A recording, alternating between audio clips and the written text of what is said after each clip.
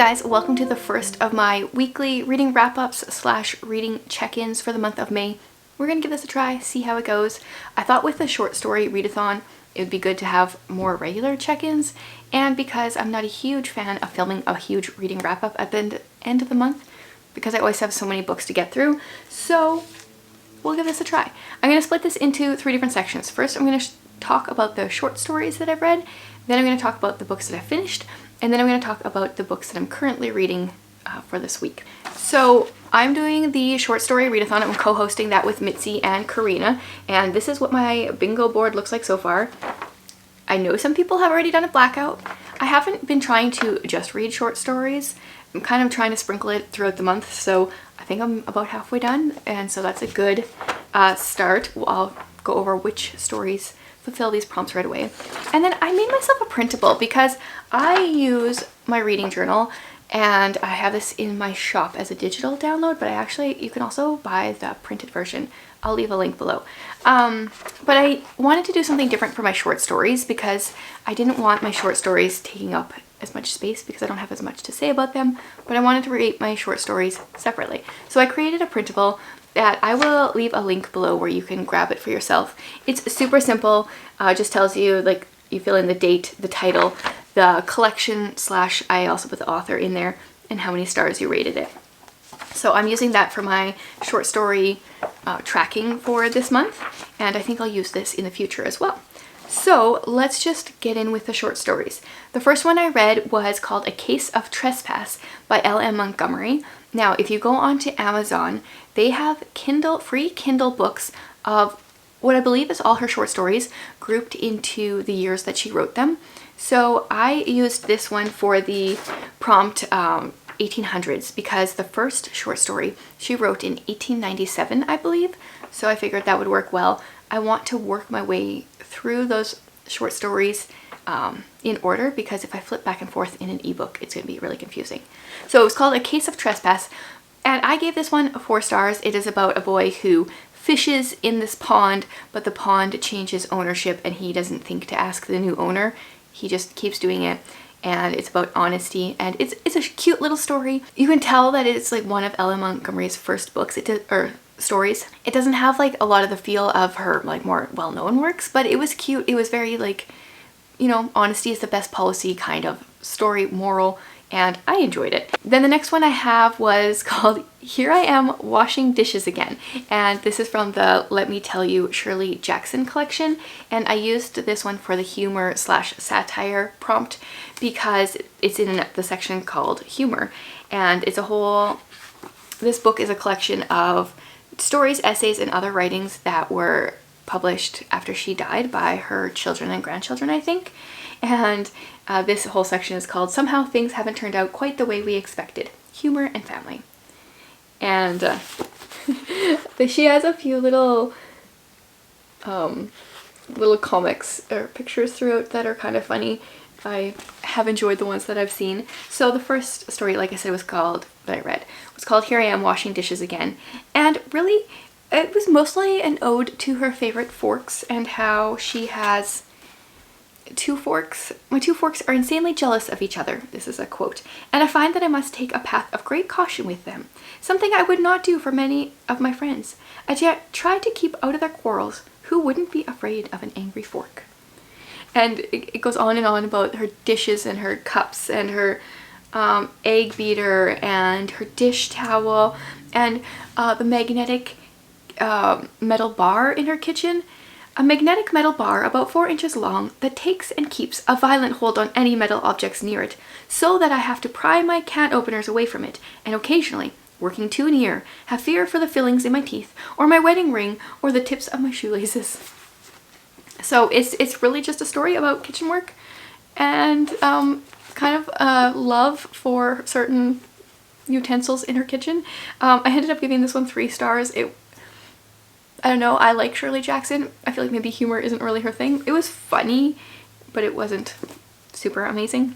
Then I'm also going to be working through this book this month. This one I definitely want to finish. This is Stars Above by Marissa Meyer. So this is a collection of lunar stories, short stories. So far, the ones that I've read have happened before the series, the Lunar Chronicles series, but I'm not sure if they all will. So let's talk about them separately. The first one was called The Keeper, and in this one we follow Michelle Benoit as she, this is when Scarlett just comes to live with her, and things are happening. If you've read the story, something big happens shortly after Scarlett comes to live with her, and that's what happens in this story. And she is the keeper of this thing. I don't want to give spoilers.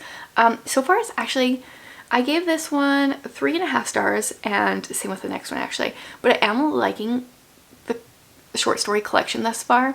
It's interesting to get like more knowledge of this world and like some of the backstory to these characters that I have really enjoyed reading about. I feel like they're missing a little bit of depth. Like, we have met these characters. I feel like she could have given them a little bit more, I don't know, a little bit more depth, I guess, just for lack of a better word. But I'm enjoying that. And so then I also read Glitches, which is the next one, and that is when Cinder goes to live with her adoptive family. That story takes place like the first 2 weeks that she goes and lives with them, and that was an interesting time to read about because it's talked about in the Lunar Chronicles, but we got to see like a young Cinder and how she's processing things and how her stepmother treats her and some of that backstory. So I plan on continuing reading this entire month, so I'll get this short story, the whole collection, checked off. And I used those stories for, I think I did science fiction and 2000s are the ones that checked off. Then I read Defending Elysium. This is Skyward Book 0.5. So this is like a prequel to Skyward, and we follow this man named Jason White who works for the telephone company. Honestly, I enjoyed the story. It's only 43 pages long, and I did not know Sanderson was like capable of writing a story so short. I enjoyed the story, but I kind of don't understand how this has anything to do with the Skyward world, like the series. So it was interesting, but it didn't feel like it was really part of it. But I enjoyed it, obviously. So, and then I used that one for the favorite author prompt. And so I've read 5 short stories so far, so I should easily be able to finish this month if I just kind of keep at that rate. I didn't want to go hard and read all the short stories at the beginning. I wanted to space it out throughout the month. Okay, now onto the books that I finished, which are over here. Okay, let's talk about this one first. So I finished book 5 in Spy Family, and as much as I've like talked about how much I love this series, this one also was not as much. I feel like it's going down a bit, mostly because Yor's brother Yuri is in this one again, and this guy is so weird. He has such an obsession with his sister. It's really awkward.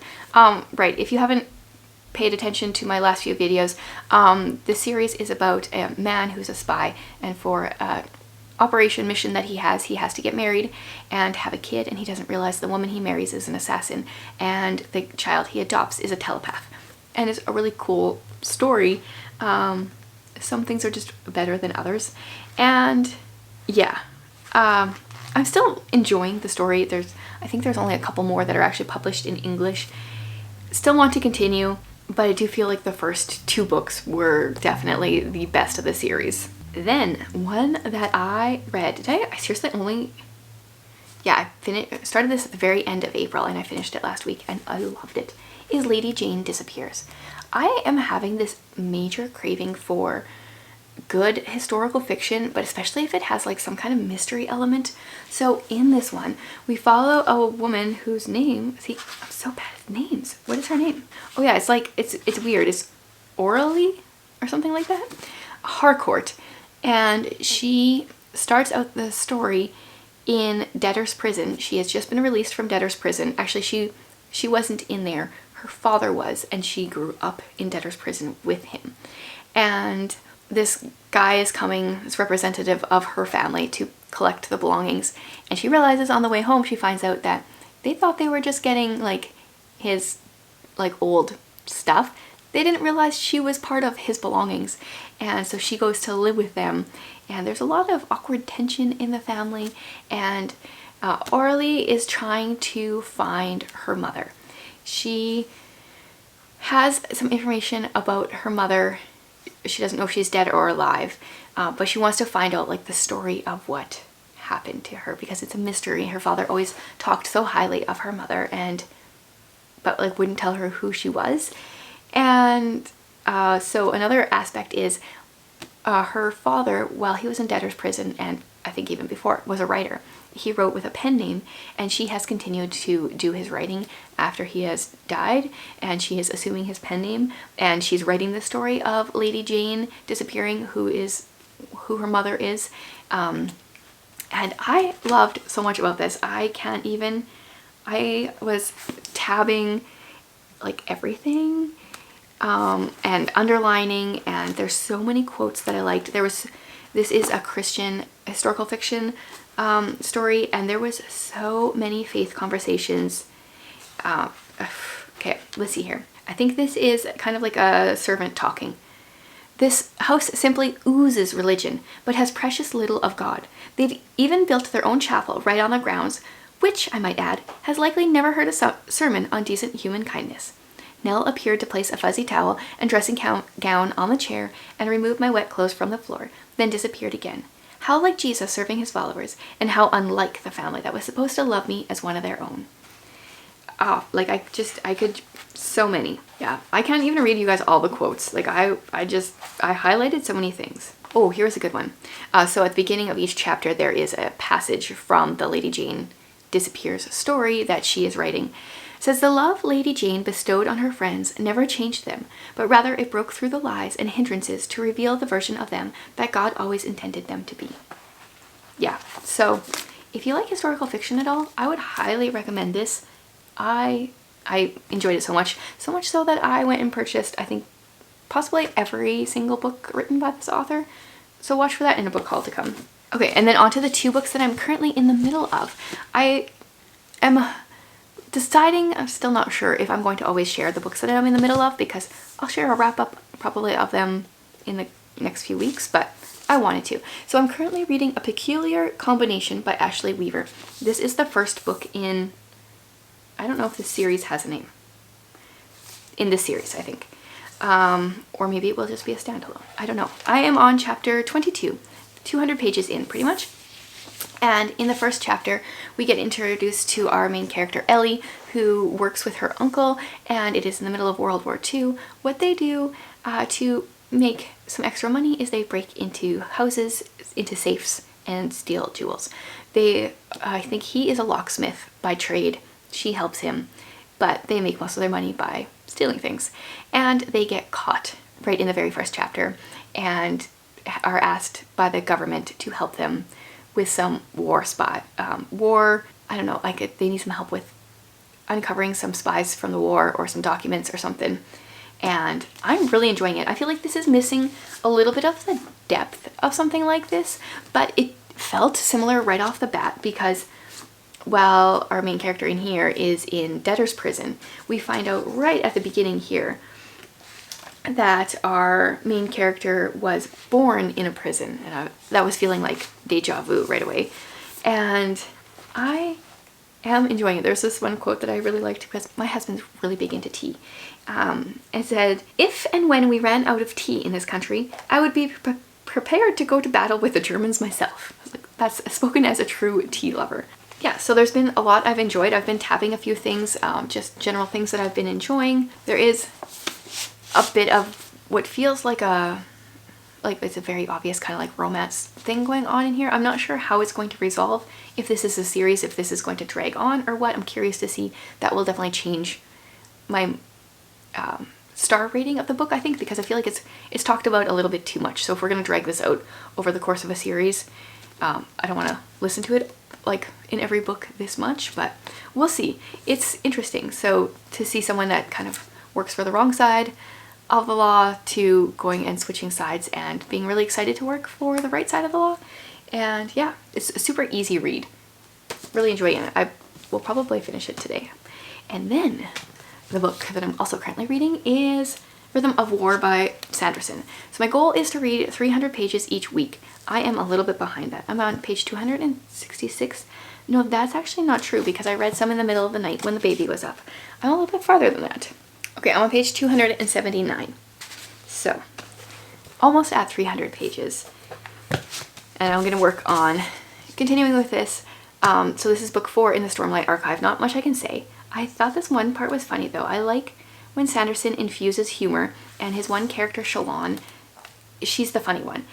So she's talking about this like secret group that meets together and talking about their outfits that they're wearing. Each robe was embroidered with a double eye of the Almighty, and Shalon had a fleeting thought, wondering at the seamstress they'd hired to do all this work. What had they told her? Yes, we want 20 identical, mysterious robes sewn with ancient, arcane symbols. Therefore, parties. I like Shalon, her humor. It cracks me up. I just wish there was more of her throughout the book. But hopefully I can finish this month or early into next. So there you have it. There is a brief rundown of the short stories I've been reading, what I finished and what I'm currently reading. And I will be back next Tuesday for another one of these and another video probably Friday this week. So let me know how your reading has been going for the beginning of May and something that you've been enjoying.